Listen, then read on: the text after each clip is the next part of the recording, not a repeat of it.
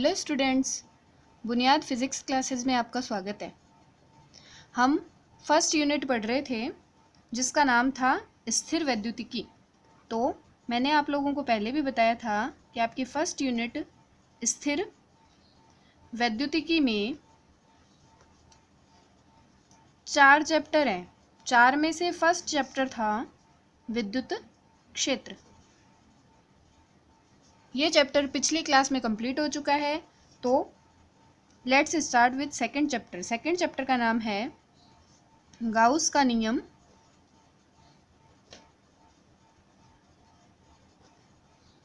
एवं उसके अनुप्रयोग। गाउस का नियम एवं उसके अनुप्रयोग। तो इस चैप्टर में जैसा कि नाम से पता चल ही रहा है कि एक तो गाउस का नियम मुख्य रहेगा इसमें पढ़ने के लिए, और उसके बाद गाउस के नियम के कितने अनुप्रयोग होते हैं ये चीज़ हम लोगों को ध्यान से पढ़नी है। लेकिन गाउस ने अपने नियम में 2 पद बताए। उन्होंने एक फ्लक्स का नाम लिया। तो सबसे पहले समझना ज़रूरी होगा कि विद्युत फ्लक्स क्या होता है। पिछले पाठ में हम लोगों ने विद्युत क्षेत्र पढ़ा। विद्युत क्षेत्र को प्रदर्शित करने के लिए क्या चाहिए होती है? विद्युत क्षेत्र रेखाएं। फिर विद्युत क्षेत्र रेखाओं की संख्या क्या बताती है? उसके परिमाण को बताती है। तो जब हम विद्युत क्षेत्र रेखाओं की संख्या की बात करते हैं तो उससे हम लोगों को क्या पता चलता है कि विद्युत क्षेत्र रेखाओं का परिमाण क्या है, या विद्युत क्षेत्र कितने परिमाण का है, अर्थात कितना पावरफुल है, दुर्बल है या प्रबल है। ये बात किससे पता चलती है? विद्युत क्षेत्र रेखाओं की संख्या से। तो यहाँ ये जो संख्या वर्ड है उसी को फिजिक्स की लैंग्वेज में हम लोग कहेंगे फ्लक्स। तो सीधी सी परिभाषा अगर विद्युत फ्लक्स की लिखना चाहें, इस पार्ट का पहला टॉपिक हम लोग विद्युत फ्लक्स ही ले रहे हैं। बेसिकली विद्युत फ्लक्स क्या है? विद्युत क्षेत्र रेखाओं की संख्या। विद्युत क्षेत्र रेखाओं की संख्या। तो विद्युत क्षेत्र रेखाओं की संख्या को क्या कहते हैं? विद्युत फ्लक्स कहते हैं। लेकिन इसमें एक कंडीशन और लगाई जाती है कि ये क्षेत्र रेखाओं की संख्या लेनी कौन सी है? तो जब विद्युत क्षेत्र में कोई क्षेत्रफल स्थित है उससे जो लंबवत गुजरने वाली क्षेत्र रेखाओं की संख्या है वो विद्युत फ्लक्स कहलाती है। तो प्रॉपर परिभाषा हम लोग क्या लिख सकते हैं कि, रिपीट कर रही हूं मैं, विद्युत क्षेत्र में स्थित किसी क्षेत्रफल के तल से लंबवत गुजरने वाली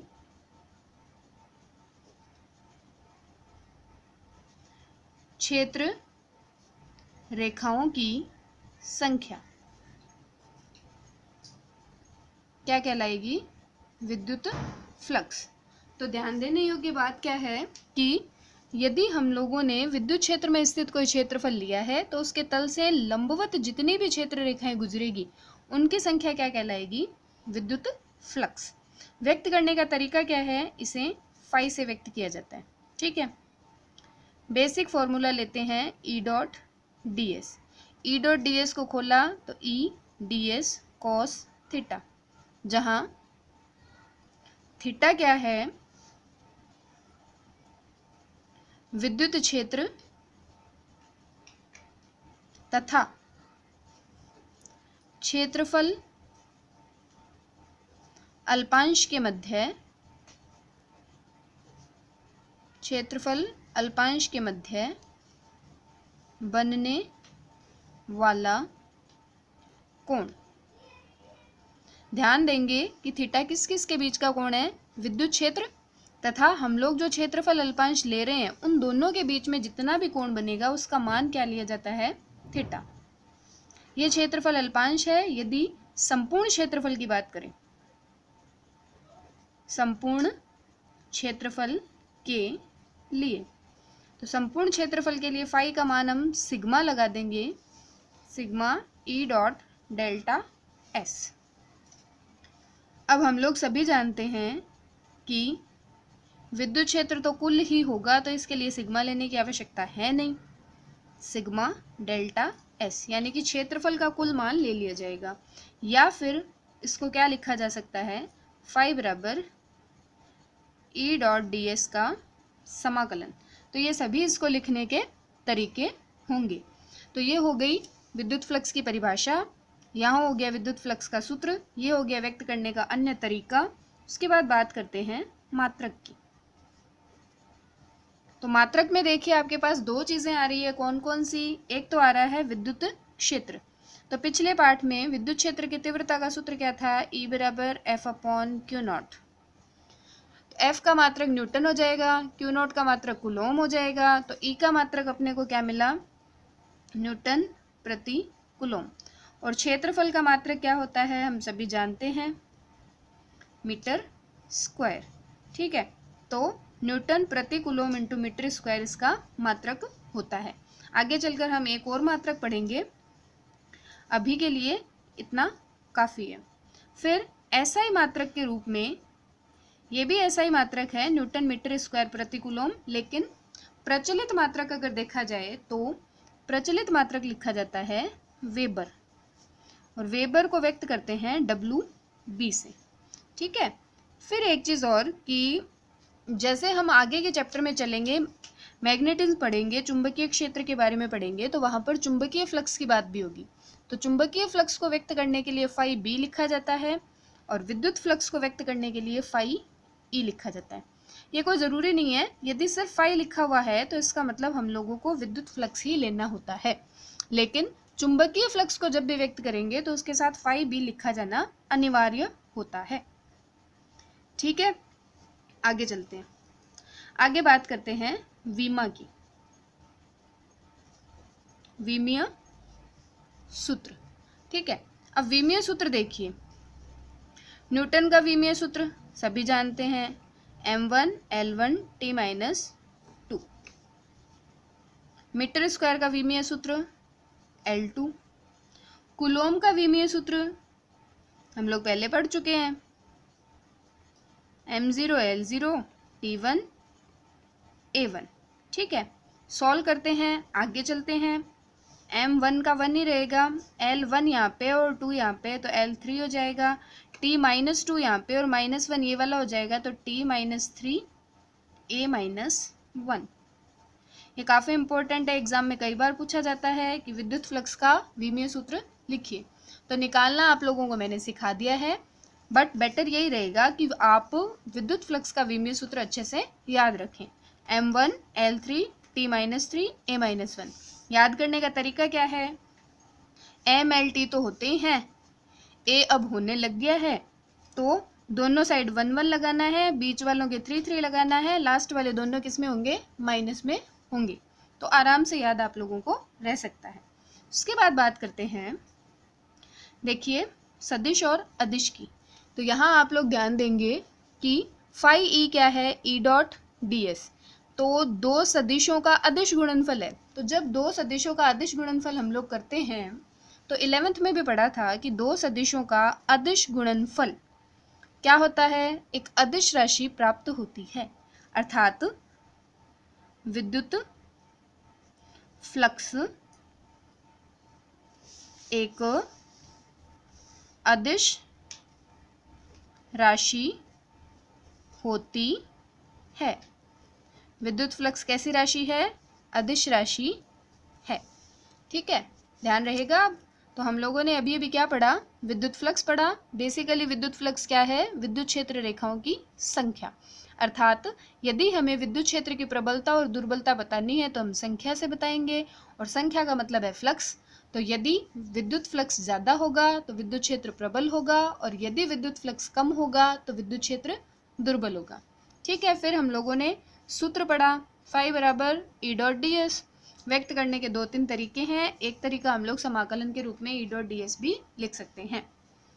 प्रचलित मात्रक वेबर, व्यक्त करने का तरीका डब्ल्यू बी। विमीय सूत्र 1 1 3 3, 2 में प्लस 2 में माइनस, और विद्युत फ्लक्स एक अदिश राशि होता है। इसी के साथ विद्युत फ्लक्स समाप्त होता है। Let's start with a new topic. अगला टॉपिक है सतत आवेश वितरण।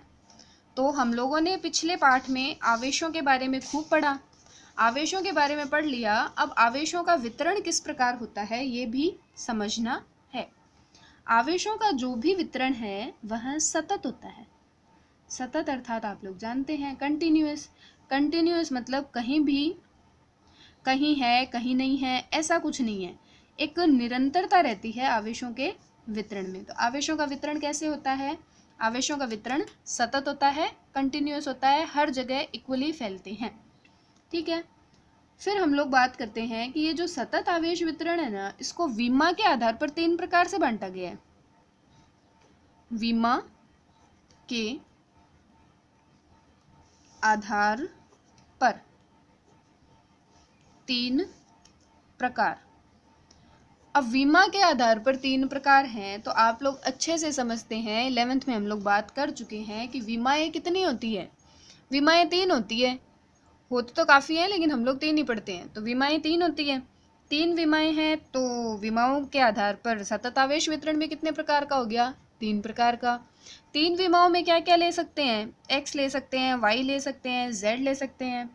तो सिर्फ x, सिर्फ y या सिर्फ z हो तो हम लोग क्या मानेंगे? लीनियर मान के चलेंगे, तो वहाँ हो जाएगा रेखीय आवेश वितरण। यदि कोई भी 2 विमाएं एक साथ ले ली जाए तो हम लोग उससे एक पृष्ठ बना सकते हैं, तो वो हो जाएगा पृष्ठीय आवेश वितरण। और तीसरा, जब तीनों विमाएं एक साथ ले लेते हैं तो वहाँ क्या हो जाएगा? आयतन आवेश वितरण। तो अब तक स्पष्ट हो गया होगा कि हम लोगों को कौन कौन से आवेश वितरण पढ़ने हैं। मैं लिख देती हूँ नाम। हम लोगों को पढ़ना है रेखीय आवेश वितरण, जिसमें केवल एक विमा होगी। दूसरा आ जाएगा पृष्ठीय आवेश वितरण कह सकते हैं, क्षेत्रीय आवेश वितरण कह सकते हैं। पृष्ठीय आवेश वितरण। और तीसरा हम लोग लिखेंगे आयतन आवेश वितरण। आयतन आवेश वितरण। ठीक है, लेट्स स्टार्ट विद फर्स्ट, रेखीय आवेश वितरण। तो रेखीय आवेश वितरण के लिए हम लोग क्या कहेंगे कि जब कोई आवेश एक विमीय या सरल रेखीय पथ पर वितरित होता है तो वो क्या कहलाता है?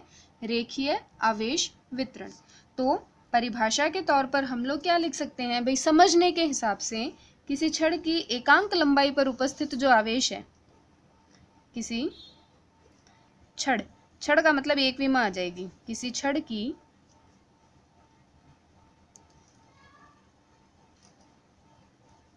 या किसी छड़ पर उपस्थित आवेश या किसी तार पर उपस्थित आवेश, छड़ पर या तार पर, किसी छड़ या तार पर उपस्थित आवेश किस प्रकार का आवेश वितरण कहलाएगा?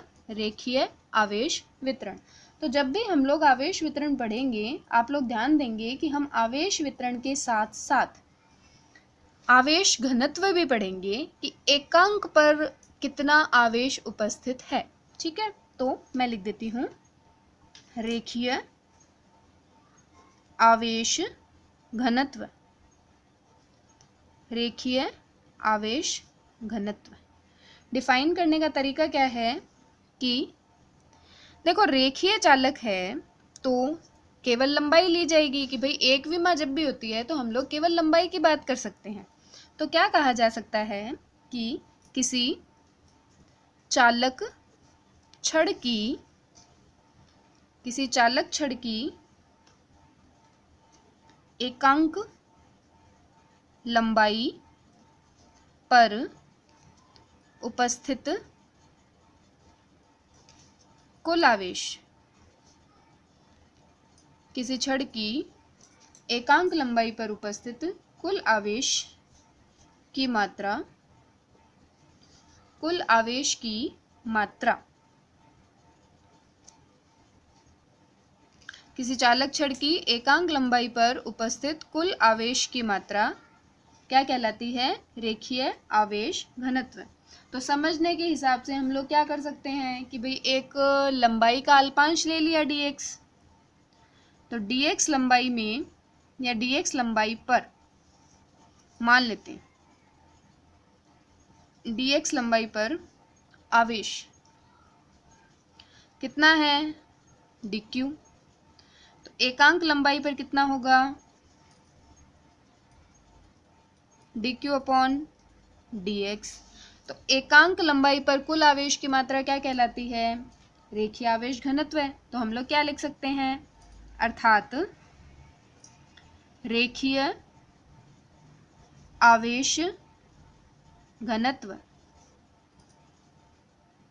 रेखीय आवेश घनत्व व्यक्त किया जाता है लैम्डा से। रेखीय आवेश घनत्व लैम्डा बराबर dq अपॉन dx। तो ये था रेखीय आवेश घनत्व।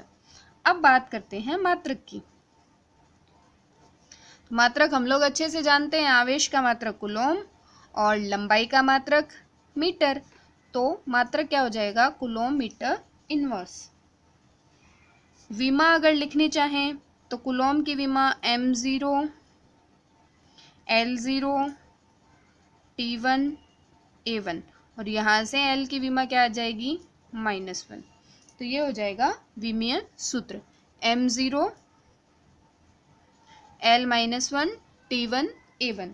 ये क्या हो जाएगा विमीय सूत्र। उदाहरण यदि हम देखना चाहें कि रेखीय आवेश वितरण के उदाहरण क्या हैं, तो उदाहरण क्या हो सकते हैं, पहला तो तार या फिर पतली छड़ पर आवेश, और दूसरा ले लिया जा सकता है वलय की परिधि पर उपस्थित आवेश। तो मैं एग्जाम्पल लिख देती हूँ। एग्जाम्पल पहला क्या रहेगा, तार अथवा पतली छड़ पर उपस्थित आवेश। तार अथवा पतली छड़ पर उपस्थित आवेश, ये तो हो जाएगा पहला एग्जाम्पल। दूसरा एग्जाम्पल हम लोग क्या ले सकते हैं, किसी वलय की परिधि पर, किसी वलय की परिधि पर उपस्थित आवेश। वलय हम लोग 11th में पढ़ चुके हैं। अब इसी के साथ रेखीय आवेश वितरण खत्म होता है। दूसरा मैं स्टार्ट कर रही हूँ पृष्ठीय आवेश वितरण। सेकंड अपना क्या है, पृष्ठीय आवेश वितरण।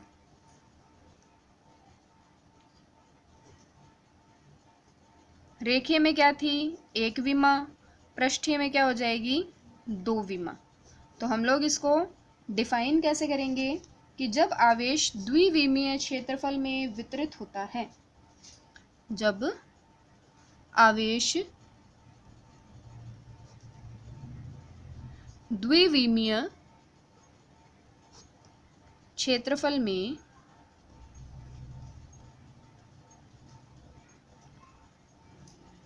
वितरित होता है, जब आवेश द्विविमीय क्षेत्रफल में वितरित होता है तो उसे क्या कहते हैं, पृष्ठीय आवेश वितरण कहते हैं। एग्जाम्पल यहाँ क्या लिया जा सकता है देखेंगे। पहला एग्जाम्पल यहाँ लिया जा सकता है चकती का। चकती की सतह पर आवेश वितरण। पहला क्या लिया जा सकता है, चकती की सतह पर आवेश वितरण। दूसरा देखिए, दूसरा लिया जा सकता है आयताकार शीट पर वितरित आवेश। दो विमा होनी चाहिए कुल मिलाकर जिन चीज़ों का क्षेत्रफल निकल सकता है, एक पृष्ठ है, उन पर आवेश वितरण कौन सा माना जा सकता है, पृष्ठीय आवेश वितरण माना जा सकता है। देन हम लोग बात करते हैं, जैसे वहाँ पे बात की थी रेखीय आवेश घनत्व की, तो यहाँ बात करेंगे पृष्ठीय आवेश घनत्व की। पृष्ठीय आवेश घनत्व। पृष्ठीय आवेश घनत्व, देखिए रेखीय आवेश घनत्व में क्या था, चालक छड़ की एकांक लंबाई पर उपस्थित आवेश की कुल मात्रा। तो यहाँ क्या हो जाएगा, किसी पृष्ठ के एकांक क्षेत्रफल पर उपस्थित आवेश की कुल मात्रा। लिख देती हूं मैं, किसी पृष्ठ के एकांक क्षेत्रफल पर, किसी पृष्ठ के एकांक क्षेत्रफल पर उपस्थित आवेश की कुल मात्रा क्या कहलाएगी, पृष्ठीय आवेश वितरण।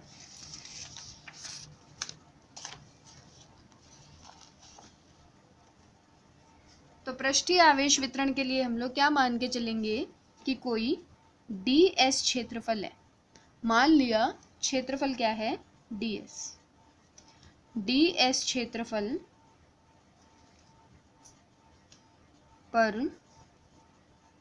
वितरित कुल आवेश, ds क्षेत्रफल पर वितरित कुल आवेश कितना है, dq। तो वेरी सिंपल, एकांक क्षेत्रफल पर वितरित कुल आवेश क्या हो जाएगा, dq अपॉन ds। ठीक है, तो एकांक क्षेत्रफल पर वितरित आवेश को क्या कहते हैं, पृष्ठीय आवेश घनत्व है। तो हम लोग लिख सकते हैं, अर्थात पृष्ठीय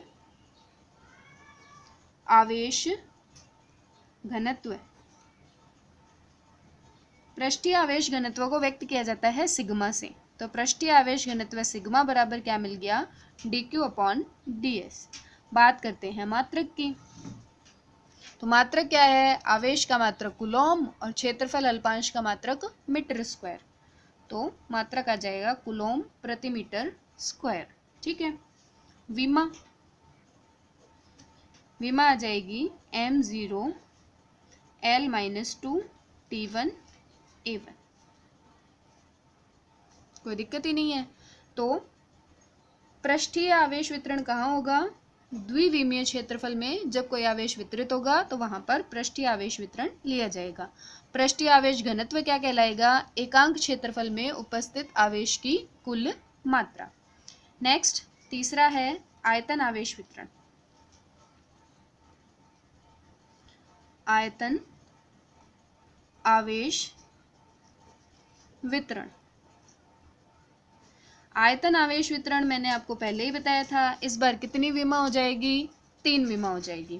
तो हम लोग क्या कहेंगे कि जब आवेश किसी त्रिविमीय वस्तु के संपूर्ण आयतन में, त्रिविमीय वस्तु के संपूर्ण आयतन में वितरित होता है तो उसे क्या कहते हैं, आयतन आवेश वितरण। तो उसे आयतन आवेश वितरण कहते हैं। ठीक है, आयतन आवेश वितरण होने के बाद हम लोग क्या पढ़ेंगे, आयतन आवेश घनत्व। आयतन आवेश घनत्व, तो आयतन आवेश घनत्व क्या कहलाएगा, किसी वस्तु के एकांक आयतन में, किसी वस्तु के एकांक आयतन में, किसी वस्तु के एकांक आयतन में उपस्थित आवेश की कुल मात्रा। तो आयतन आवेश घनत्व क्या कहलाएगा, किसी वस्तु के एकांक आयतन में उपस्थित आवेश की कुल मात्रा। तो वही बात हम लोग मान लेते हैं, माना dV आयतन में कुल आवेश, dV आयतन में कुल आवेश कितना है, dQ। तो एकांक आयतन में कुल आवेश कितना होगा, dQ अपॉन dV। एकांक आयतन में कुल आवेश की मात्रा को क्या कहते हैं, आयतन आवेश घनत्व है। तो मैं क्या लिखूंगी, अर्थात आयतन आवेश घनत्व। आयतन आवेश घनत्व को व्यक्त किया जाता है रो से। रो का मान क्या मिला, dQ अपॉन dV। फिर बात करते हैं मात्रक की। मात्रक आ जाएगा कूलॉम और आयतन का होता है मीटर क्यूब। विमा की बात करते हैं तो विमा आ जाएगी m0 L-3 T1 A1। ठीक है, तो आज हम लोगों ने क्या पढ़ा, एक तो विद्युत फ्लक्स पढ़ा, विद्युत फ्लक्स की परिभाषा, सूत्र, मात्रक, प्रचलित मात्रक, विमीय सूत्र, यह एक अदिश राशि होती है। इतनी बातें हम लोगों ने जानी। उसके अलावा पढ़ा आवेशों का सतत वितरण। तो कितने प्रकार का था, 3 प्रकार का। सो प्लीज पढ़ें और याद करें। Keep learning. All the best.